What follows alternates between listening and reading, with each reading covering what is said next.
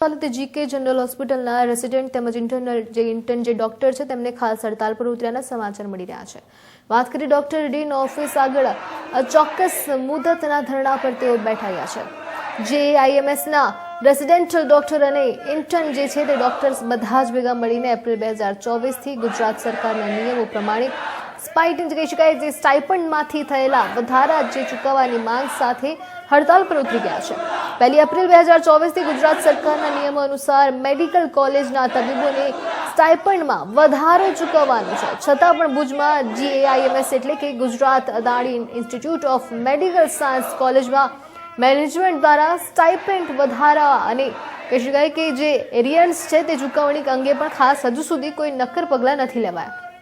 ત્યારે ખાસ આજે તેમની જીકે જનરલ હોસ્પિટલમાં 300 થી વધારે ડોક્ટરોએ ભેગા થઈને હડતાલ પર ઉતર્યા છે।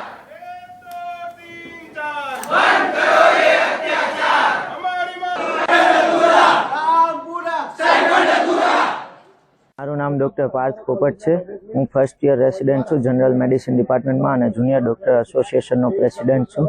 ગુજરાત સરકાર દ્વારા 1 એપ્રિલથી જે સ્ટાઇપન્ડનું ઇન્ક્રીઝ તથા એરિયલ્સ દેવાની વાત થયેલી હતી એ નિયમનું પાલન ના કરતા અમારું મેનેજમેન્ટ અમને 1 ઓક્ટોબરથી જ સ્ટાઇપન્ડ આપવાનું કહે છે, જેના લીધે પર રેસિડેન્ટ 1 લાખ રૂપિયા અને પર ઇન્ટર્ન 20,000 રૂપિયા એટલે ટોટલ 3 કરોડ રૂપિયા જેટલું સ્ટાઇપન્ડ અમને મેનેજમેન્ટ દેતી નથી, જેની માંગ અમે 1.5 મહિનાથી કરીએ છીએ શાંતિપૂર્વક, છતાં મેનેજમેન્ટ અમને કોઈ સારો જવાબ આપતી નથી।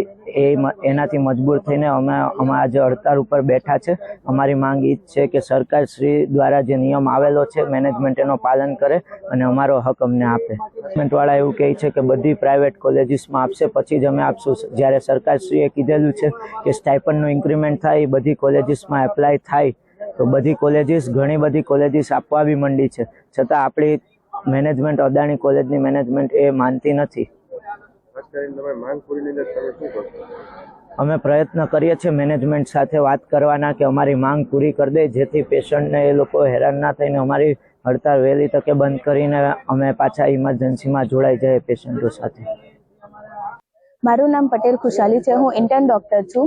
અમારો અહીંયાનો આજનો સ્ટ્રાઇક કરવાનો મુદ્દો એ છે કે અમે લોકો ગવર્મેન્ટે 31 ઓગસ્ટ 2024ના રોજ એક જીઆર પાસ કરેલો કે જેમાં લખેલું હતું કે બધા જ ઇન્ટર્ન ડોક્ટર અને રેસિડેન્ટ ડોક્ટરનું સ્ટાઇપન્ડ વધારી દેવામાં આવે છે અને એ અમલ કરવામાં આવશે 1 એપ્રિલ 2024થી, પરંતુ અમને અમારા મેનેજમેન્ટ દ્વારા એવું કહેવામાં આવ્યું છે કે અમને 1 એપ્રિલથી નહીં પરંતુ 1 ઓક્ટોબરથી અમને આપવામાં આવશે અને અમારી એક જ માંગ છે કે અમને જે ગવર્મેન્ટ કહી રહી છે એના મુજબ આગળથી જ સ્ટાઇપન્ડ વધારી દેવામાં આવે। અમે અહીંયા 24 કલાક અને ઘણા તો 36 કલાક સુધીની ડ્યુટી કરતા હોય છે ઇન્ટર્ન પ્લસ રેસિડેન્ટ ડોક્ટર્સ।